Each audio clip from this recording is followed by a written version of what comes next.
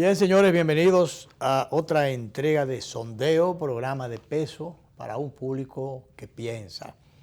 Bueno, Danilo Clime, hay muchas cosas interesantes en el orden económico, en el orden de la salubridad, en lo que tiene que ver especialmente, en el orden también del sistema educativo, los problemas, el sistema médico, los reclamos de sectores. Sí, los médicos están haciendo reclamos, igual que los ingenieros. Sí, así es. Y que los constructores también. Sí. Pero bien, vamos a arrancar con una preocupación externada en información bastante resaltada en el día de hoy a través del periódico, por cierto, el periódico Hoy, de este día, del expresidente Leonel Fernández, donde él dice que ya la preocupación por el endeudamiento público en el país está... ya es elevada la preocupación.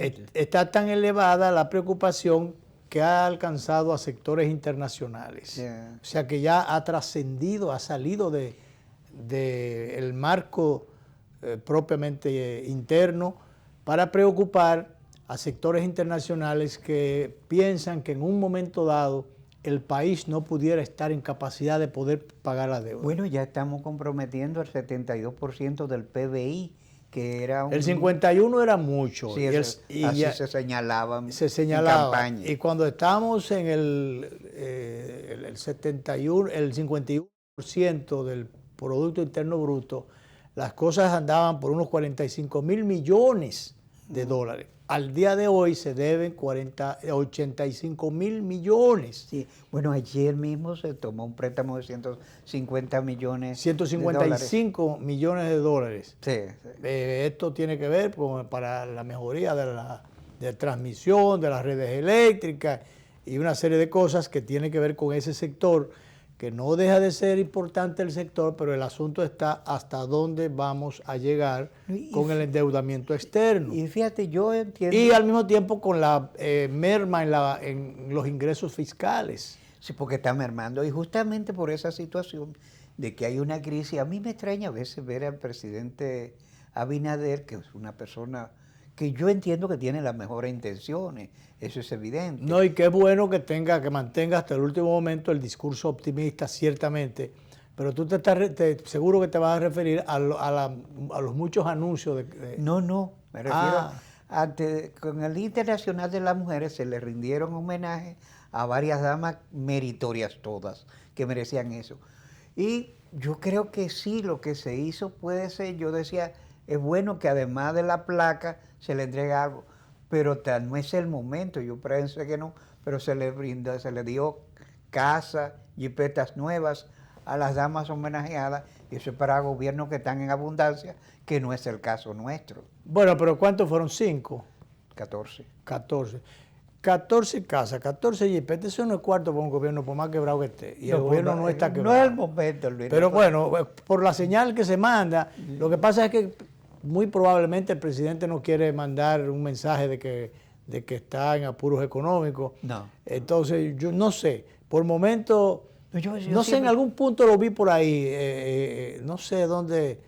Ya sé. Rosario Espinal, que es lógico que saque algunas espinas contra el gobierno, no puede estar muy gustosa porque ella apostó a otra cosa, otro proyecto, aplaudió, aupó y si se quiere en sus análisis ponderó las posibilidades del proyecto anterior de que podía repetirse. Entonces es lógico que no esté contenta, pero bueno, es entendible. Y entonces ella dice que Luis Abinader está vendiendo un populismo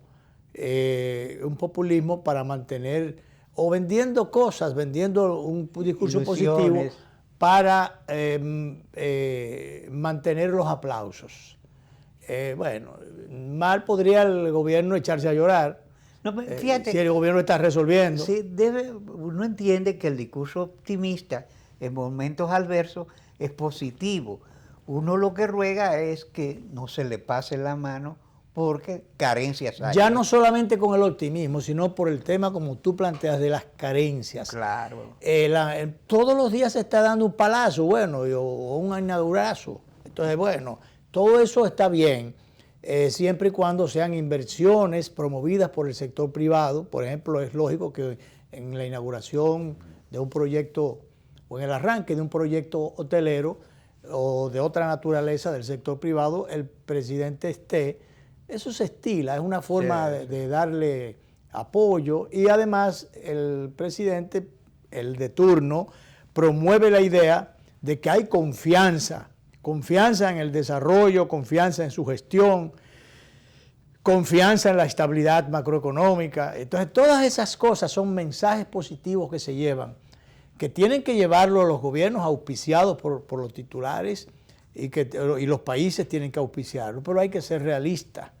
Estos discursos tienen que ser también realistas, no se le puede pasar la mano o ir de la mano por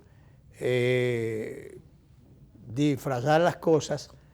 A veces se puede pasar de contentos y nos puede la realidad chocar muy duro en la cara después. Sí. Entonces hay que evitar eso.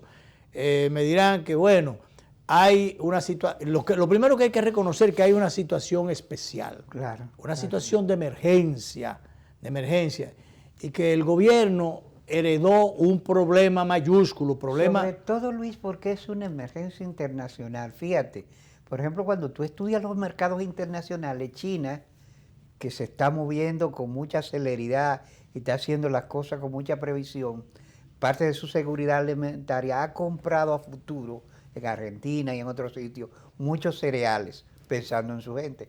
Pero ya eso está creando guardando pan, cereal para mayo. Sí, pero eso le está creando presión a otras sociedades, a otros gobiernos. Sí, que a lo mejor no tienen ni reservas, ni con qué comprar, ni tienen el abastecimiento. Exacto. No, porque además al comprar a futuro lo que hay, la demanda hace que los precios se eleven y como tú dices, coincide con todas esas situaciones negativas. Bueno, y es así, cuando hay mucha demanda, por ejemplo, en el caso de las vacunas anti-COVID. ¿Qué se está diciendo? Por ejemplo, en el día de hoy, la última información de que hay algunos países que están ya anticipando que pudieran tener problemas con, yo no sé si incluyendo a China, pero China lo está produciendo.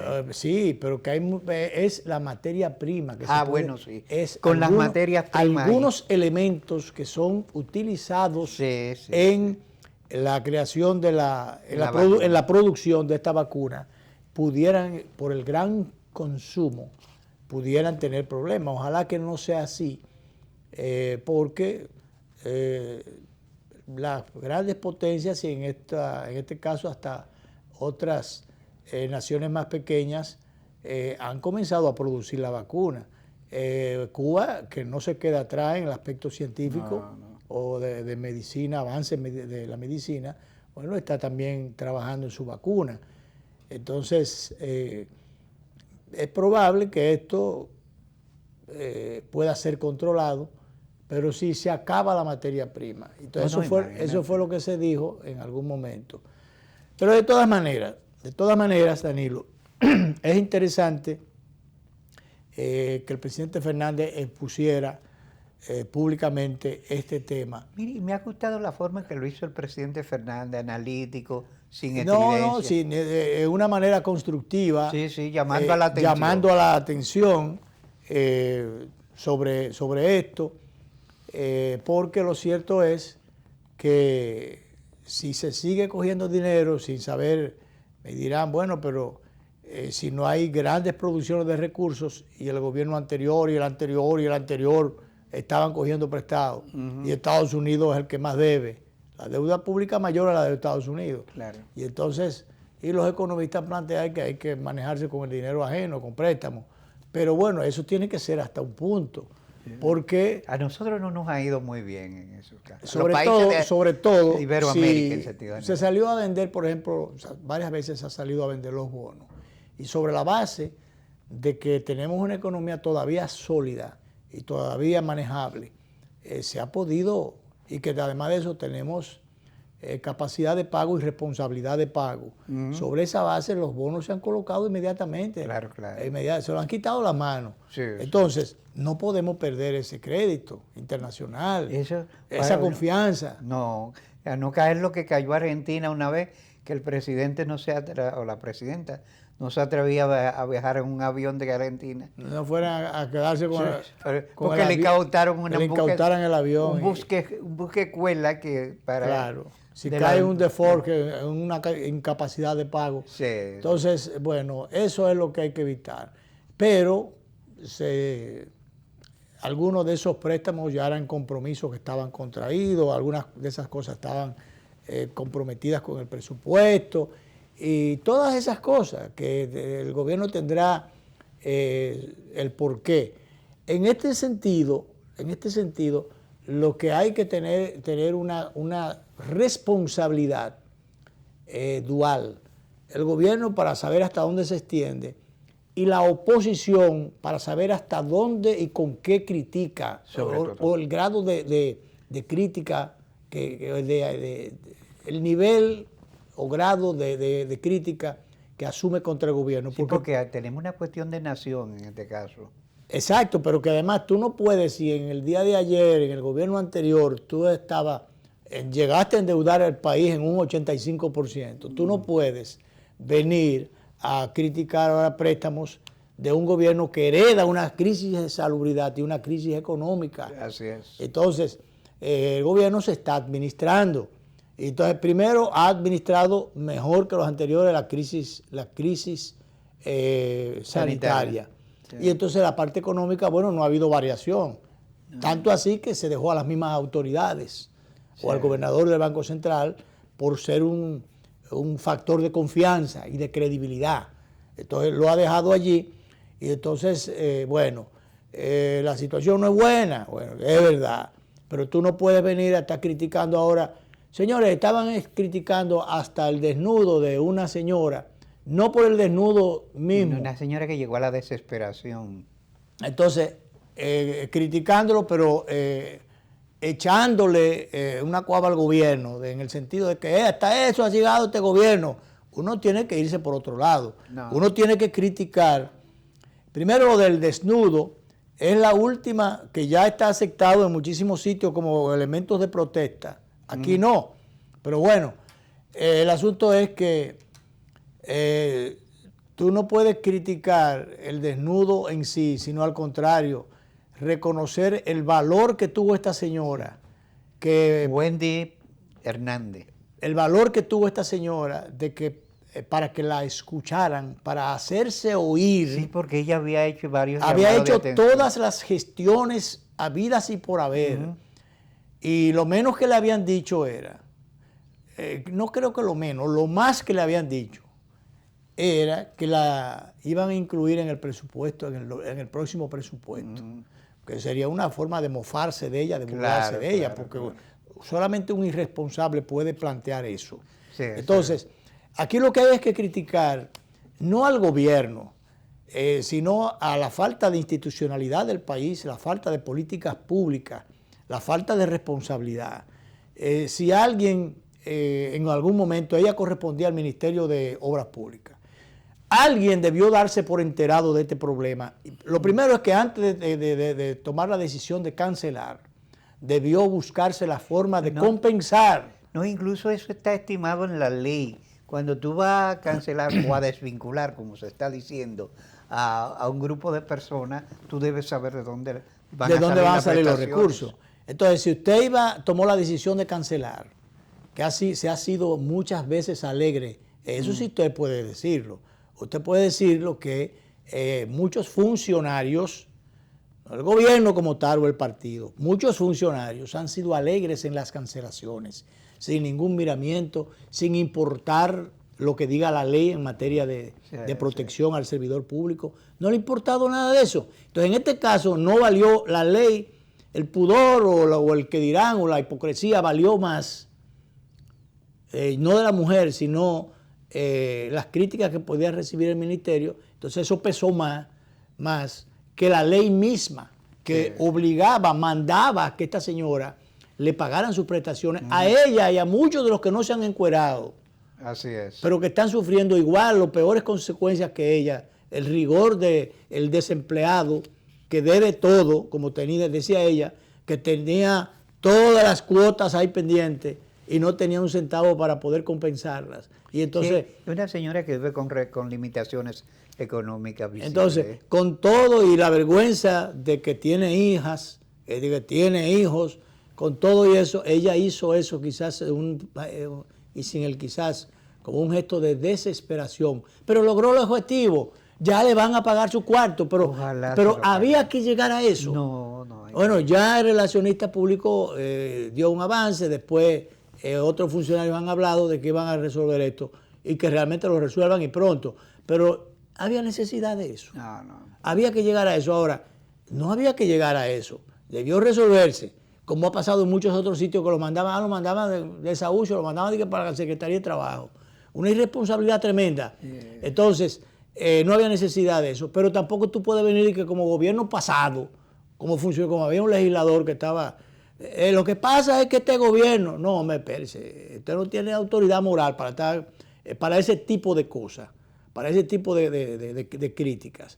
Entonces, el criticable es el funcionario o los funcionarios, porque son varias instituciones que han incurrido en lo mismo. Hay gente que lo han puesto a dar viajes para el Ministerio de Administración Pública.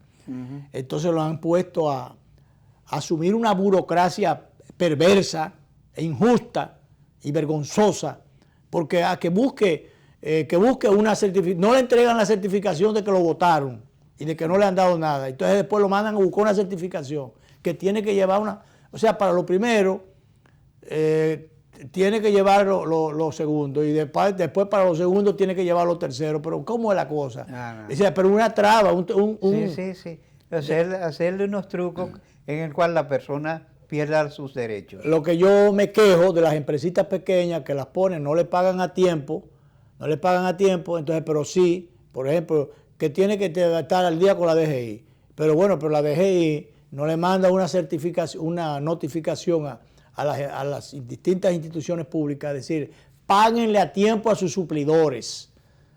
Y además un condicionante, a empresas que no hayan recibido sus pagos, no tiene que estar sujetándose a ese requisito. No, pero la DGI es como la diosa Temi, que le pusieron el vendaje a la justicia para que no ver para ningún lado, para aplicar una justicia correcta. Yo, como entiendo el asunto, esa vaina que se pusieron ahí fue para las irresponsabilidades que se cometen en la justicia. En el caso de la DGI, tú sabes que todavía nosotros hemos tocado el tema varias veces. Se ha prometido quitar el anticipo, pero ¿para cuándo? ¿Cuántas veces se ha prometido eso? Y desde el gobierno anterior, ¿cuántas veces se prometió? Y se ha visto que es algo inadecuado, que crea agobio a las empresas. Bueno, en la pandemia lo pospusieron. Hubo algo ahí, porque, por ejemplo, yo no he estado pagando, no me lo han estado reportando, como que hay que pagarlo. Todas esas cosas yo creo que las mandaron para qué sé yo cuándo. Esa era la única parte como formando parte del paquete de salidas que el gobierno buscó. Es lo único, pero en sentido general yo creo que la administración pública hay que organizarla y hacerla más transparente, pero también más responsable. Así es. Más responsable. Carlos Pimentel está allí, le han dado todo el poder, como le dieron al Ministerio Público para que actúe, pero la burocracia que se está estableciendo, las dificultades, siempre, o como siempre, a quien embroman es al chiquito, a quien se lo ponen difícil es al pequeñito, a la pequeñita empresa. Vamos a hacer, bueno, no, espérate, antes de hacer la pausa, para terminar con el primer tema, pero con otra arista del primer tema, que fue lo dicho por el presidente Leonel Fernández. Esta parte es política, ya no es relativa, es un mensaje que él le manda a sus ex compañeros de su partido. Le pusieron en amarillo con letras azules lo que él dijo aquí. Dice él, se perdieron las municipales, las senatoriales, las presidenciales y hasta la de los diputados, y así dice que pensaban ganar. Uno no sabe en qué mundo estaban. Tú sabes que en ese caso, Danilo Medina, que muchas veces decía que partidos divididos no llegue, no gana elecciones, no sé cómo él entonces se esmeró en dividir el partido. Entonces, efectivamente, el gran estratega que se le atribuyó ser durante muchísimo tiempo. Todavía hay gente que dice que... No era estratega nada, porque debió estar en el poder entonces, pero el partido. Partido, con otro presidente, que el candidato era Leonel Fernández en ese momento. A él se le ocurrió que tenía que poner ¿cómo se llama eso, Danilo? Para un calificativo más suave, yo lo diría más duro. Como usted es más moderado que yo. Yo creo que él quería como el muñeco de los ventrílocos. Ajá. Uno que él fuera el que hablara y hiciera la cosa. Exacto. Él hablara y entonces el penco fuera el que ejecutara. Y yo creo que él mandó a ese pobre hombre y lo colocó en una situación difícil. De ridiculez y de muchísimas cosas. Entonces sacó el partido del poder, perdió el poder y ahora mismo ya sabe que, bueno, Vinicito dice que hay un borrón y cuenta nueva. Solamente así pudiera salvarse de todos los tiros cerca que están picando en los pies. Sí. Porque en definitiva es responsable por comisión o por omisión. La familia, media familia está encartada en expedientes metida hasta el cuello en los temas. Y aquí parece que, como se habla de que lo mucho hasta Dios lo ve, hay muchas cosas ahí que no se puede ni siquiera hablar de presunción de inocencia, porque es que habían cosas que eran, que desde muy lejos se veían, y el tufo llegaba lejísimo. El que no lo veía era Danilo. Ni le olía, ni se enteraba era el presidente, pero el tufo y el bulto se veía desde lejos, y se olía desde lejos también. Vamos, señor director, a la pausa.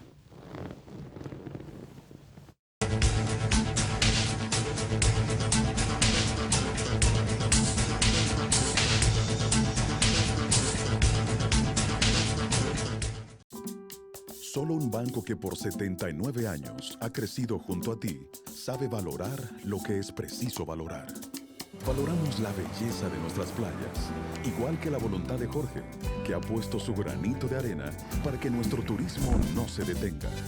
Valoramos la riqueza de lo que hemos construido, al igual que la voluntad de María Cristina, quien cada día pone manos a la obra. Valoramos la calidad de nuestros recursos naturales, igual que la voluntad de Porfirio, que ha sabido protegerlos y generar nuevas ideas en beneficio del país.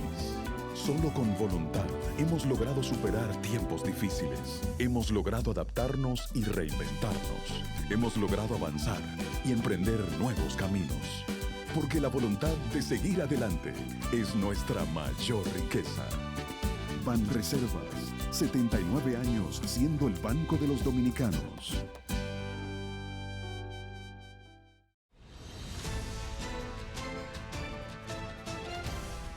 En los sectores muy marginales tenemos el programa Dominicana se reconstruye, donde estamos construyendo en todo el país 35,000 viviendas en lugares marginales. Hemos contratado, señores, 20 millones de vacunas. Oigan bien, 20 millones de vacunas, de las cuales son 10 millones de AstraZeneca, 8 millones de Pfizer y 2 millones que es por el sistema COVAX de la Organización Mundial de la Salud, que son de una canasta de todas las vacunas. Con esa, de manera gratuita, vamos a vacunar a toda la República Dominicana. Estamos trabajando y estamos cambiando.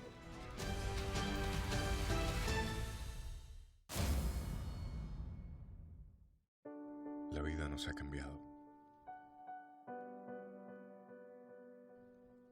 Algo sucede en el mundo. Quédate en casa, es la orden. 6 pies de distancia entre unos y otros, guantes, mascarilla. No sabemos cuándo va a terminar. Pero de una cosa sí estamos seguros. Seguiremos despertando sonriendo al sol, pensando que este es otro gran día para todos nosotros y los nuestros. Pueden pedirnos estar a kilómetros de distancia. Aún así, desde cada hogar y con cada taza, seguimos unidos por esa costumbre que nos alienta a ver un mejor mañana. La vida nos ha cambiado, sí, pero lo mejor de lo nuestro, eso siempre permanecerá.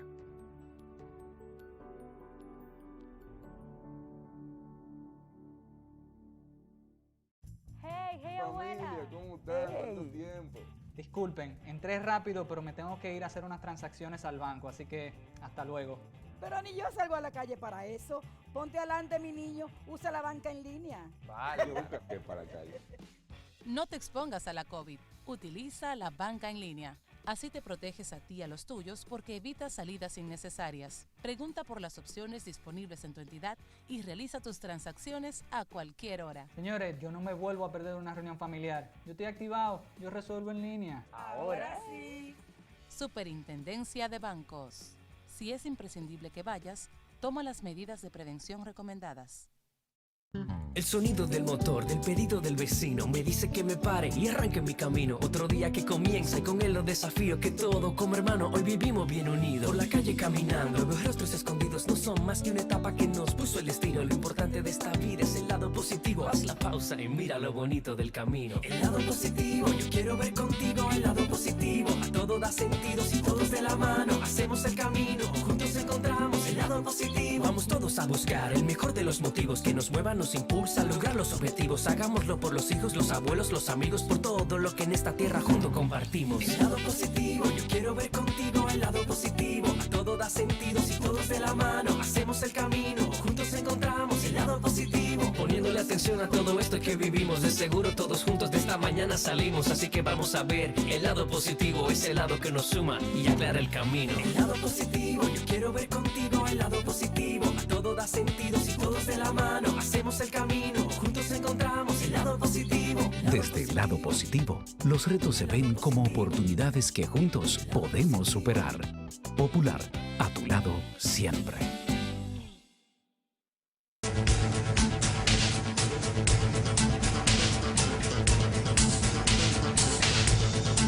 Bueno, Danilo, hay una serie de colegios privados que están solicitando la docencia presencial al Ministerio de Educación. Y hay algunos colegios que han asumido intermedios yendo no todo el tiempo, sino yendo una vez. Pero se ha determinado, bueno, el riesgo de contaminación es bajo, es menos de un 5%, pero eso dicen, que yo no sé en qué medidómetro fue que estimaron eso, pero el asunto está en que, por más que se diga los riesgos, pero sobre todo, que las escuelas no están en condiciones, una buena cantidad de ellas, para impartir la docencia.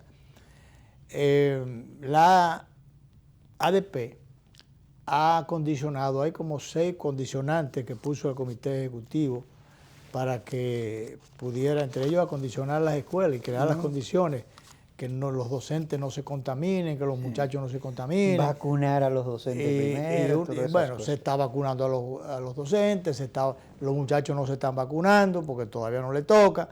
Pero bueno, es que las condiciones no están creadas. No. Entonces, claro, ellos, y eso no se hace de ahora para ahorita, entonces a ellos les es más fácil así, condicionar, porque mientras tanto están cobrando sin trabajar.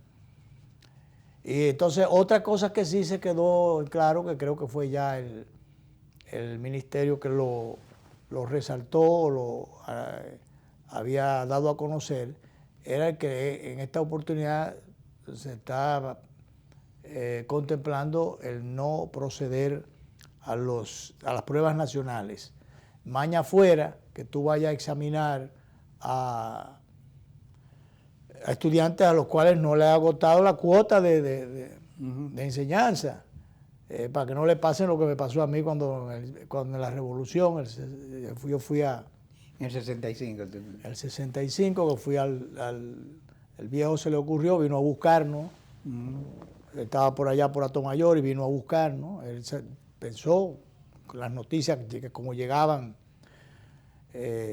transformadas o distanciadas, divorciadas de cómo eran, él creía que su familia realmente se corría riesgo, porque en una esquina de mi casa cayó un pedazo de hierro tirado por uno de los buques que estaban en el Placer de los Estudios. Y el viejo creía que parte de su familia ya no existía. Y entonces, bueno, viene y nos llevó por allá. Pero entonces se estaba perdiendo el año escolar. Y yo tenía una tía aquí, tía madre, porque me crió hasta cierto tamaño, Y yo le dije a los viejos, digo, bueno, yo voy para la capital, y me inscribí para el séptimo. Para terminar tu curso. Para comenzar el curso, que ya estaba a mitad de camino, Sí. para comenzarlo. Pero ¿sabes cómo me recibieron? Con un examen, nada más y nada menos que de matemática. Imagínate. Entonces yo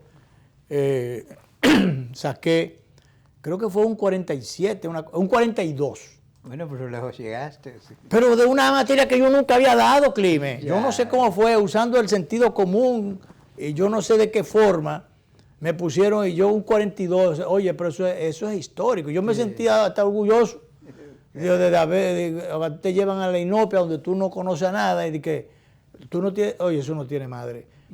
Yo no, primer día de clase, un examen, porque ya, pero bueno, yo hice el séptimo curso en 3 meses. Bien. Si no, me hubiera No hubiese quedado. me hubiera quedado y pierdo un año. Sí. Oye, yo no voy a perder el año. Yeah. Y entonces, bueno, pero a los estudiantes ahora en la pandemia les puede pasar peor. Quizás le dieron menos que a mí, porque en ese tiempo... Es un desafío muy grande que está teniendo el actual ministro de Educación, que tiene muchas presiones. Yo creo que la asociación de profesores en esta situación, preservando a los profesores y todo, pero debe ser más colaboradora con el ministerio. Claro, debe haber una mayor comunicación Sí. entre el ministerio y el sindicato de los maestros, porque lo cierto es que hay una situación especial, una situación de emergencia, que debe ser, la salida debe ser consensuada, debe ser coordinada. Y bueno, y quien está para que fije las políticas y establezca las reglas de juego es el ministro. Así es. O el gobierno a través del ministerio. Hay cosas que no deben ser impuestas, ciertamente, pero debe haber una coordinación. Pero bueno, que se escuche. En este caso son los colegios que quieren que la gente vaya.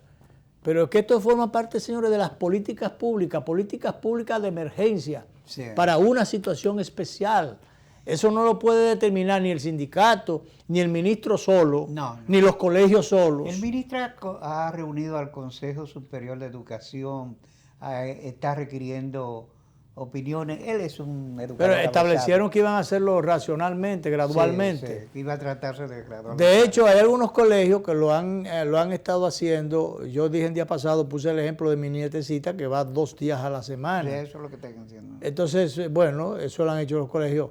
Y hasta ahora ha estado dando resultados, porque es que también le hace falta esa sociabilidad a los niños. En el caso de los más pequeños, gran parte del proceso es socialización. Y además, parte de los traumas, de los problemas emocionales que pudiera que se decía que ya le estaba acarreando, era el encierro. Sí, sí. Niños trancados allí durante casi un año que no iban a un parque, porque ya por lo menos le dan su bicicletica y su cosa, le dan una vueltecita en el parque. Pero antes ni eso. No. Antes ni eso. Hubo un tiempo en que ni eso. Porque además de eso, de la cerrazón, no estaban cerrados los parques, estaban cerrados los sesos de los funcionarios, que por ejemplo, en la parte municipal, ¿cómo usted cierra ahí el parque el antiguo Parque de las Luces, que es como que se llama? Y el mirador. Y en el mirador, que le querían arrancar un brazo a un ciclista porque estaba montando ahí, a los guardias cuadrados le dijeron que tenían orden de no dejar pasar a nadie. Entonces lo siguieron hasta su casa, hasta la puerta de su casa, y le estaban arrancando un brazo. Así es. Porque se está ejercitando. Entonces, por amor a Dios. Entonces, ese tipo de cosas hay que aplicar la racionalidad, el sentido común. Igual, Luis, que tú sabes que la industria de la construcción no se debe detener tampoco. Ahí hay un grupo importante de ingenieros, sobre todo ingenieros del Cibao, que han dicho que van a parar muchas construcciones porque el precio de todos los insumos de construcción, varillas, cemento, tubos, todos, ha incrementado precios significativos. Eso es un gran problema, porque recordemos que la industria de la construcción es una de las que inyecta más oxígeno a la economía del país y como fuente de trabajo, aunque la mayoría de los dominicanos, de la mano de obra es haitiana, pero bueno, motoriza la economía como quiera la construcción. Bastante. Y cuando no se mueve la plana, la economía no se mueve. Así es. Entonces, esto es un gran dolor de cabeza, porque dicen los constructores que le han elevado los precios y ellos no saben de dónde. Los ferreteros dicen que ellos no son los culpables, que son los industriales los que les suplen. Y los suplidores dicen que es que la materia prima de todo ha subido. Dice el ministro de Industria y Comercio, Víctor Bisonó, que ellos están contemplando, por si se hace necesario, importar esos insumos, que hay que proteger la industria nacional, pero que hay que proteger la expansión de la economía. Claro. Y al final del juego lo que importa. Es lo que importa. Entonces, ahí ya tú ves, una situación un poquito complicada, porque primero, se disparan las construcciones, los precios de todo. En la construcción se dispara el precio de las viviendas. Así es. Disparado el precio de las viviendas es ponerle más difícil la oportunidad o la posibilidad de un techo al que no lo tiene. Justamente uno de los proyectos de esta administración es dotarle viviendas, porque hay una gran demanda. Algunos programas sociales, pero que también esto, si se para la construcción, se afecta a la mano de obra. Así es. Y en definitiva, esto es en cascada, es una especie de círculo vicioso. Claro. Se afectan distintos sectores de la economía, sectores sociales, y esto crea un gran dolor de cabeza. Ahora, de todas maneras, el gobierno tiene que establecer políticas o tomar decisiones, y lo ha hecho, lo ha anunciado el ministro de Industria y Comercio, Ito Bisonó.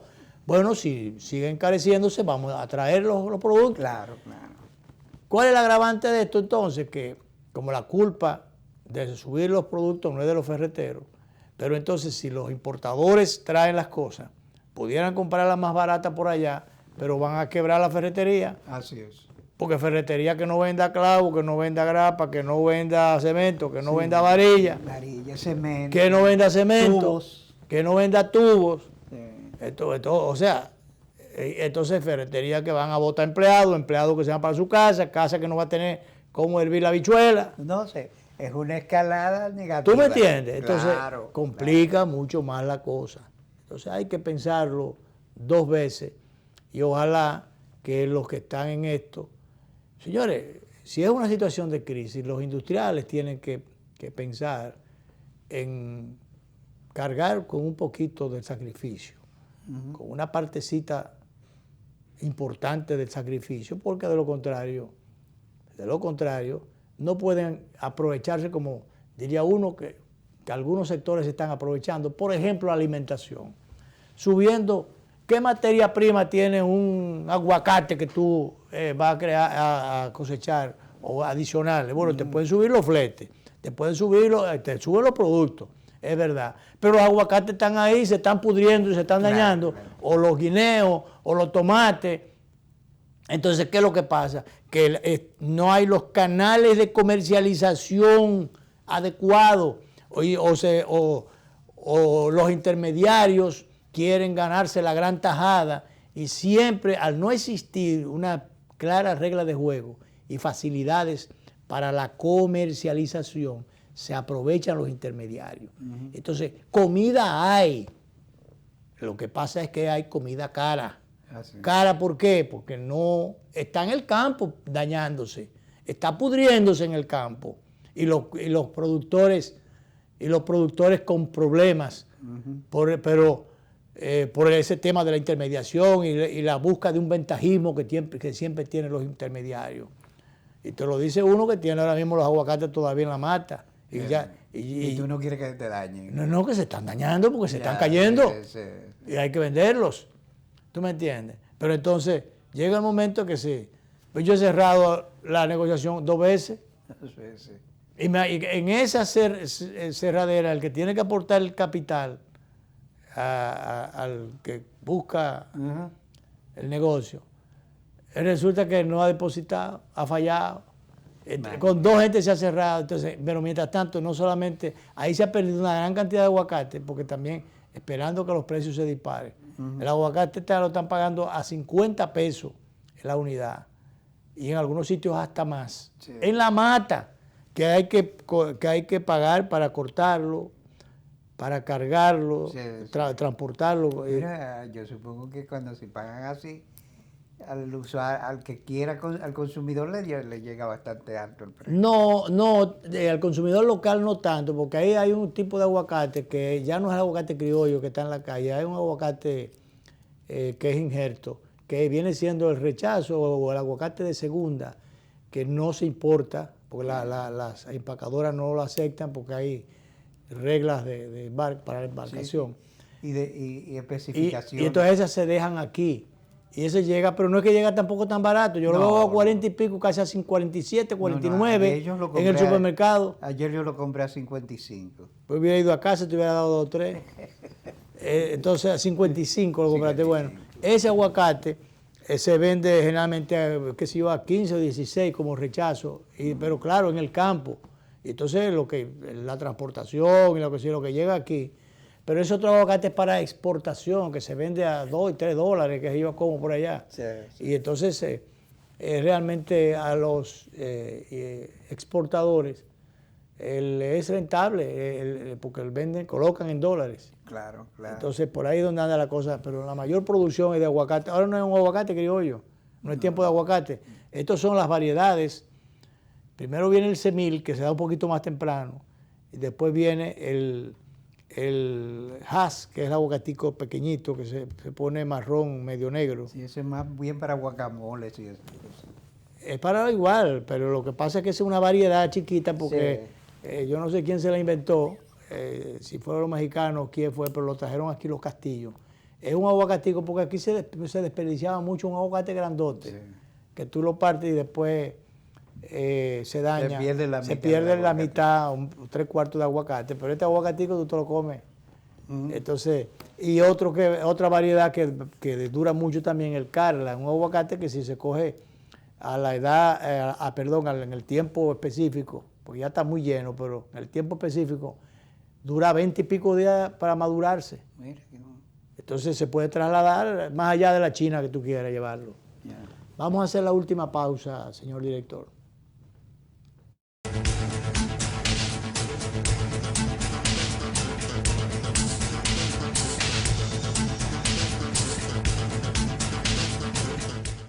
Impresionante. Yo siempre hacía todo en la sucursal tradicional y en esta aprendí que puedo hacer muchas cosas desde mi casa.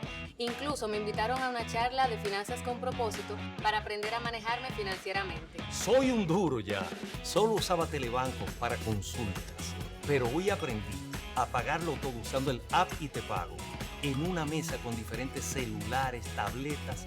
¡Una maravilla! Ven a vivir la experiencia de la banca del futuro. Centro Digital Popular, Downtown Center, tercer nivel. Popular, a tu lado siempre.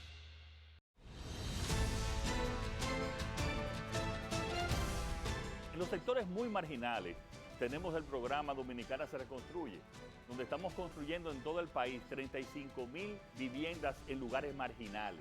Hemos contratado, señores, 20 millones de vacunas. Oigan bien, 20 millones de vacunas, de las cuales son 10 millones de AstraZeneca, 8 millones de Pfizer y 2 millones que es por el sistema COVAX de la Organización Mundial de la Salud, que son de una canasta de todas las vacunas. Con esa, de manera gratuita, vamos a vacunar a toda la República Dominicana. Estamos trabajando y estamos cambiando.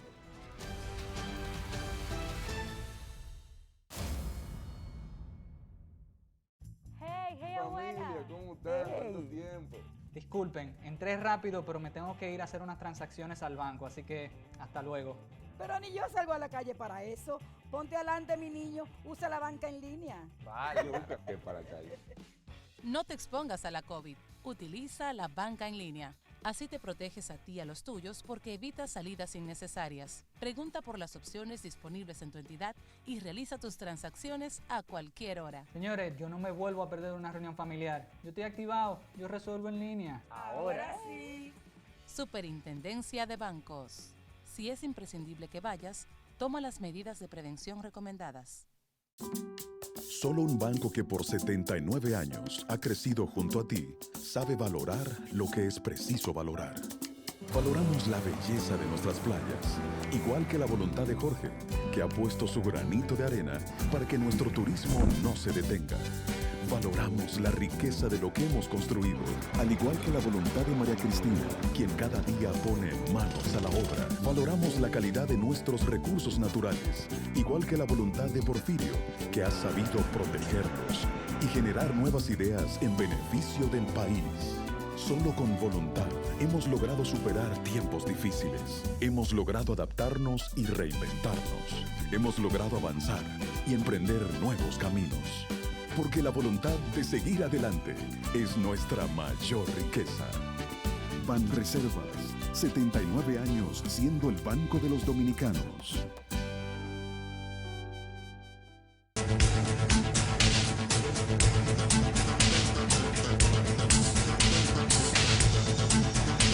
Bueno, tenemos, Danilo, que el presidente de Estados Unidos, Joe Biden, no tiene en su calendario de prioridad a Cuba, la situación de Cuba. Dice, el nuevo acercamiento con Cuba no es prioridad de Biden. Tú sabes que ese lobby de los cubanos anticastristas que se han mantenido activos es en gran medida, en gran parte, responsable de ese tipo de situación, que yo creo que es un desatino porque 60 años tiene el sistema en Cuba. Yo soy de los que cree que el día que se habla completamente habrá mayores posibilidades de que el régimen cambie. Pero claro, y sí, además ha habido, ¿qué te digo? Yo he conversado con algunos amigos que a veces son un poco cerrados con el tema, que han dicho que allá no ha habido ningún tipo de apertura, que no es verdad, que no hay ningunos cambios positivos en ningún sentido, que yo cuando, pero no sé, por momento, por ejemplo, si hay afluencia de turistas, sí, unas mejores relaciones comerciales, apertura en lo comercial, se supone que eso debe reflejarse de alguna medida en el bienestar del pueblo. Y entonces eso políticamente puede ir erosionando la rigidez del régimen. Entonces yo no sé. Pero bueno, esto fue el vocero de la Casa Blanca que habló en ese sentido. Parece que Biden tiene muchas cosas y que entonces eso no está en su prioridad. Sin embargo, va a hacer la aclaración de que algunas políticas, algunas decisiones adoptadas de manera descabellada por el presidente de la administración de Donald Trump pudieran sí ser revisadas o van a ser revisadas. Por ejemplo, aquella decisión, o uno diría que calificación, de que el régimen de Cuba, o que Cuba como país, estaba dentro del marco de las naciones que eran una amenaza para el terrorismo. Sí, eran promotoras del terrorismo. Sí. Entonces, yo creo que hace muy bien. Ahora, extraña, y se lo resaltan ahí, extraña que el presidente Biden, que proviene, yo diría, de la cuadra del presidente Obama, del cual fue su vicepresidente, y en cuyo gobierno se aperturaron las relaciones de Cuba y Estados Unidos, y incluso Obama visitó esa nación en ocasión de una invitación que le hiciera el presidente de turno, Raúl Castro, que realmente Biden se supone que debería llevar un poco la línea o la visión de mira o punto de mira del presidente Obama en algunos aspectos. Se resalta inclusive que la propia actual primera dama, Jill Biden, también realizó un viaje a Cuba durante el periodo del proceso histórico que culminó con la visita de Obama a la isla.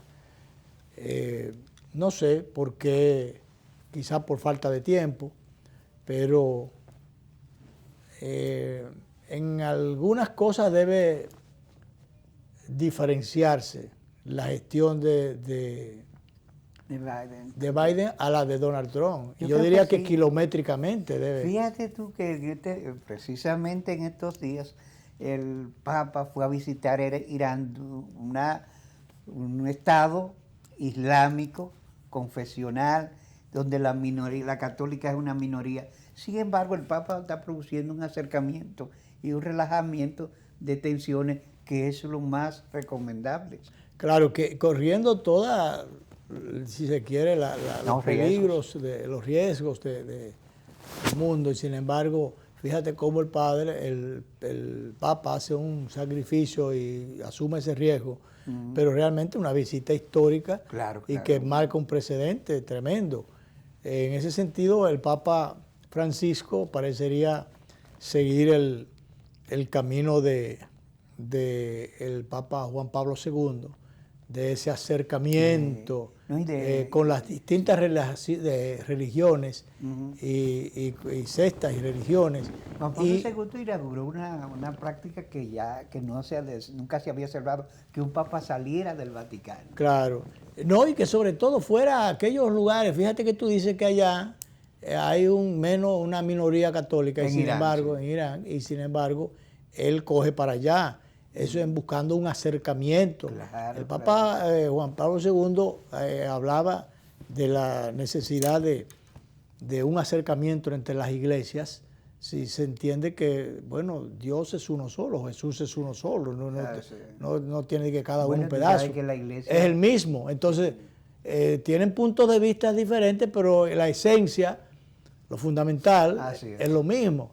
Entonces, y además recordemos aquello, ya que hablamos de Cuba, Danilo, que aquello fue histórico, esa sentencia, aquella expresión, cuando ese llamado que hiciera que el mundo se abriera a Cuba y que Cuba se abriera al mundo. Así es. Eso fue, yo creo que extraordinario. Es un postulado interesante. Interesante para aquellos que desde la política manejan la cerrazón y le echan al zafacón la razón. O sea, realmente sumamente interesante esa posición. Mira, yo creo que tenemos por ahí, director, el video de Antonio Marte, que el día pasado, diputado, es senador. Por Santiago Rodríguez. Antonio Marte dice sus cosas, tiene su estilo, pero las dice. Y en el fondo tiene muchas veces mucho de razón y de verdad. Por ejemplo, él está protestando y quejándose amargamente de que mientras que tengan los combustibles allá arribota y los usuarios del transporte y los propios choferes estén sufriendo las de Caín por los costos de los combustibles, que una buena parte de ese costo es producto de los impuestos. Y el Estado ha estado poniendo esos impuestos porque, bueno, no tiene mayores ingresos por otra fuente y busca por aquí cómo le entre dinero. Pero esto ocurre en momentos en que más de 45.000 millones de pesos se van en subsidio a empresas multimillonarias, empresas de distinta naturaleza, incluyendo las mineras, incluyendo a las cementeras, incluyendo a las empresas eléctricas. Ha hecho muchísimas críticas a esa gente que le han permitido exportar el combustible. Claro, entonces con beneficios. Muchas veces haciendo negocios, porque una cosa es un subsidio que tú le des, por ejemplo, a una zona franca que se establezca allí, o a una zona industrial, a un parque industrial, que tú le exoneres de una serie de impuestos, de cosas que el Estado cobra por derecho a establecerse y funcionar allí, y como despegue, o para propiciar el despegue, pero eso tiene que ser producto de un desmonte, no eterno, no para siempre, para nunca revisarlo, sino, bueno, por tantos años. Y si en algún momento tuviera que darle 3, 4, 5 años más, también, pero no eterno. Tú no le puedes dar que por 30 años o indefinido a empresas eléctricas, cementeras, mineras, a la Barrigor, o una serie de empresas, pero una cantidad de millones, tremendo, más de 45.000 millones, que ese dinero sencillamente se puede coger para otra cosa, comenzando con bajarle un poquito el precio de los combustibles. Esas empresas muchas veces que no consumen todo ese combustible, lo que hacen es negociar con eso. Y sacarle beneficios. Venderlo por otro lado y sacar beneficios adicionales a costilla de los dominicanos y del gobierno. Entonces, Antonio Marte anda con unos papeles ahí diciendo 3 cosas y dice que aunque él sea y apoyó a Abinader y usted que yo qué, porque no está de acuerdo con esas cosas, que Abinader debe revisar eso. Y yo también creo eso, y mucha gente cree eso. A esas empresas, yo no le voy a decir abusadoras, pero bien opíparas. Agalludas, que paguen y que se suspende ese subsidio. Vamos a poner a Antonio Marte con eso, señor director, por ahí nos vamos. El gobierno tiene que retirar este subsidio.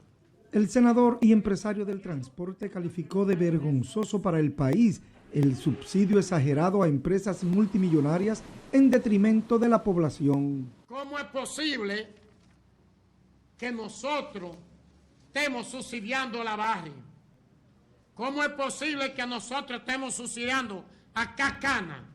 ¿Cómo es posible que estemos subsidiando a todas las empresas que se detallan aquí?